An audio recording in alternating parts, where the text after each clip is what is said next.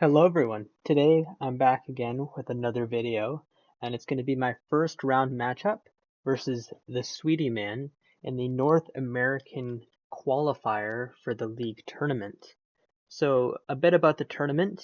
It's being run by DC Annies, also known as Stefan, Tony Law, Tourniquet, Warlock, and of course Eagle06, I think, who's the main organizer. And there's a bunch of different categories. We have like the rest of the world, Central Europe, Greece, and a couple of others along with North America. Um, I think there's around 27 to 30 players that are playing in this North American qualifier, around 110 overall for the tournament. So should be a fun one.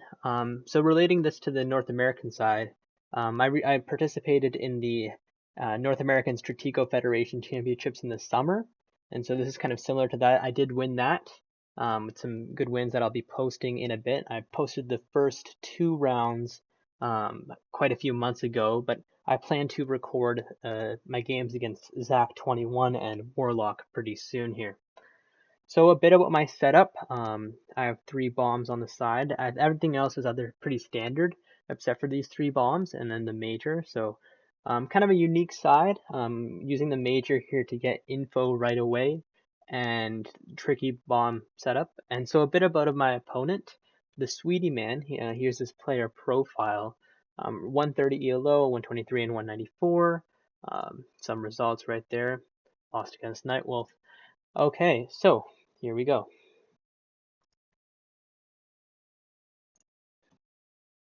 Let's start with my major. As you guys know, I like my majors and getting info with them, so I get a sergeant and a scout before I find the general. So I would say this is a pretty good start for me. I sack my major for a sergeant and general info. Then I scout the captain, and so I'm trying to get a good idea of what he has on this side. And this is kind of my main play style. I like discovering with my mid-range pieces, such as captains and majors, trying to figure out what one side, like one specific side of my opponent has, and try and build and read their setup off of that. So I find the general, the captain, I know there's a common setup that this could be a spy, and then maybe there's majors or colonels or something on this side. And then other than that, I don't really know much, and we'll continue on. So I'll bring my captain to pressure, as I know he won't really be forthcoming with attacking with his captain. He can't really afford to lose that, or else I can give him more pressure on that side. Get my sergeant in the middle there, we trade. Then I bring my captain up. So right here, I'm thinking probably not a major because on this side he started, if I recall correctly, with a sergeant and scout and then a captain.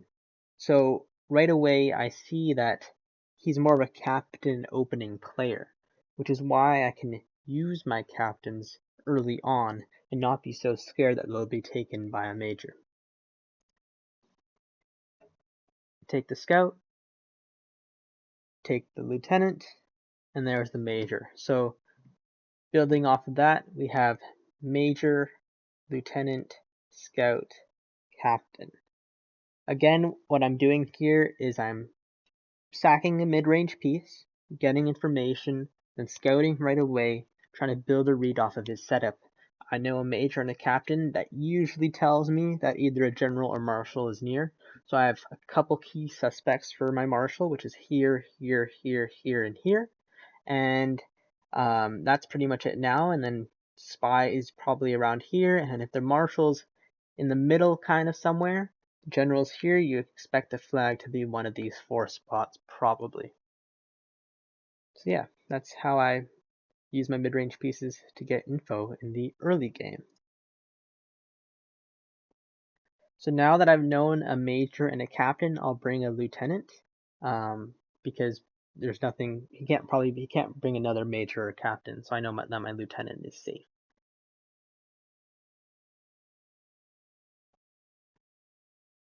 Speed it up here. Captain on this side, sergeant here, and again I'm building off of that. Trade captains,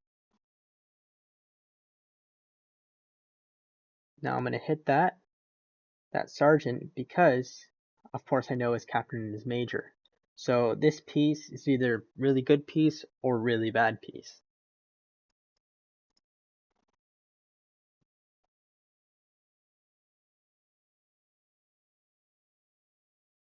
So again, this piece ran away from my lieutenant. And so this was a decision that I made that can be a good or a bad thing. I know this major, 100% know it. I know that this piece in front of it was scared of my lieutenant. So again, I'm sacking my lieutenant for known info, but I'm getting rid of that scout. Now, I think that that's an error by me there. I probably shouldn't have done that, but I was just trying to get rid of pieces and trying to make my pieces cohesive so that I have all my attacking pieces ready, like my colonel, marshal, major, and other colonel ready, so that I can attack right away and get those buffer pieces out of the way.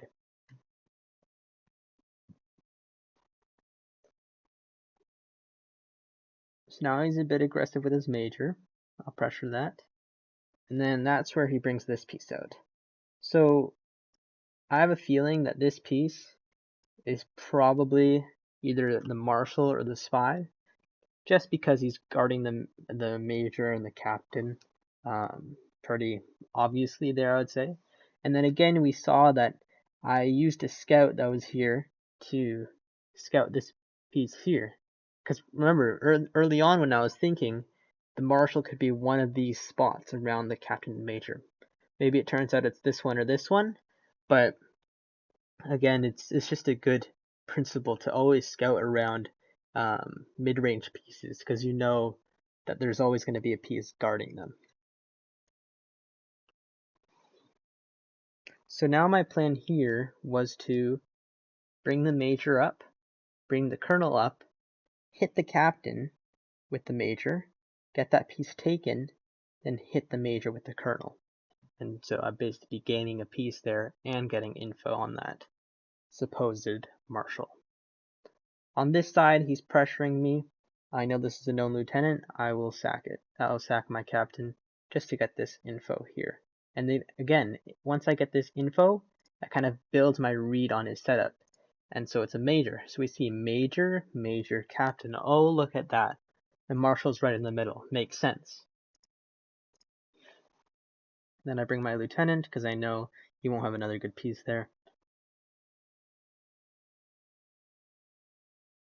Okay, so he hits my captain. He hits my major with his captain, so kind of gets rid of my plan, but I'm still gaining the piece. So no difference for me, except for I don't get that info, but it becomes more and more obvious to me as the game goes on that that's his marshal.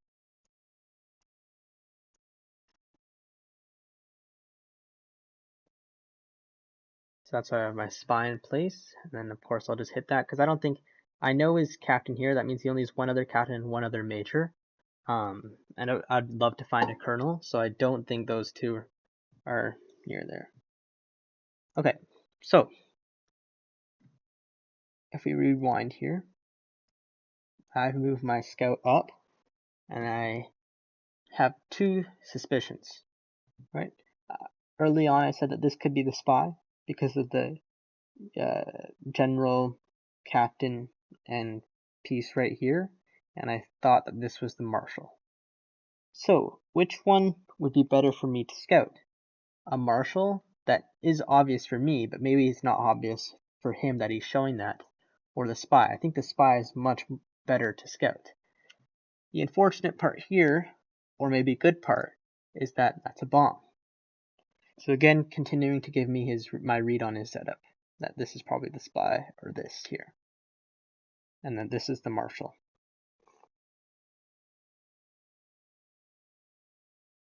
But I already knew that, so I didn't want to scout it. Take the minor there.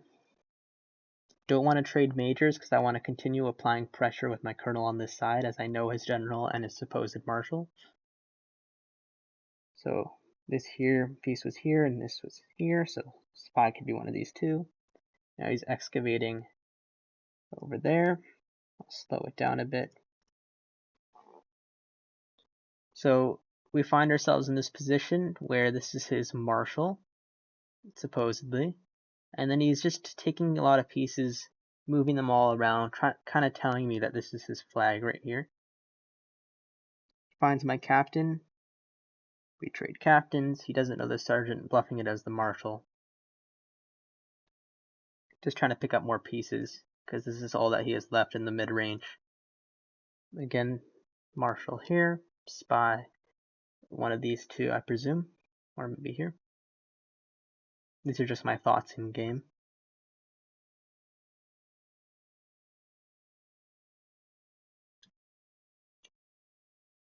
Then my idea here is just to trade down. I know I'm up a lieutenant, 2 sergeants, and 3 minors for a major, so I can beat him just by the numbers game.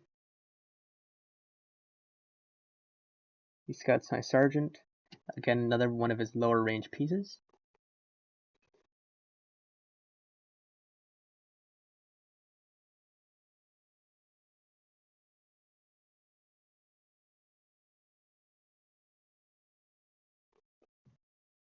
Marshal still here.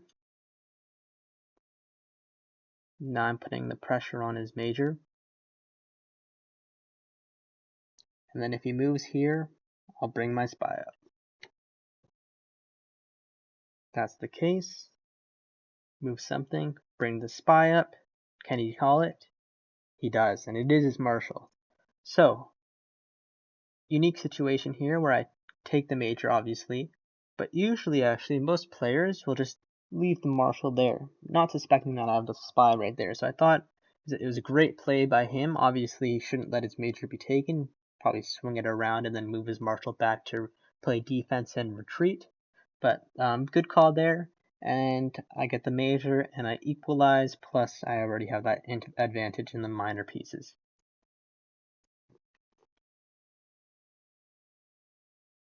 Now, this part of the game is all about putting pressure on him.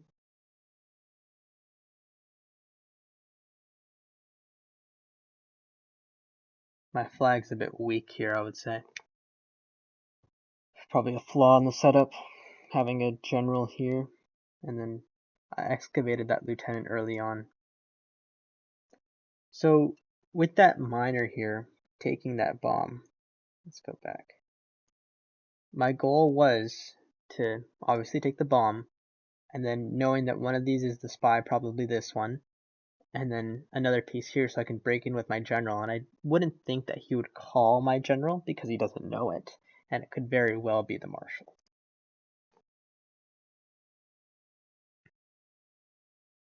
So I advance.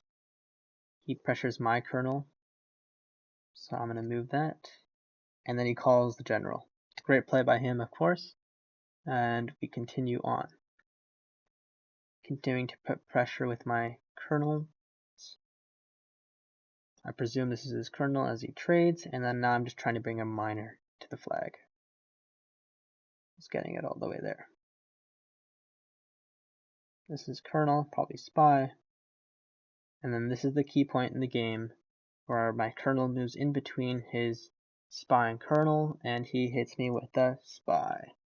Thinking that's the marshal. So then we trade. My minor goes through, thinking that this is his flag, and I am correct. So yeah, that's the game right there.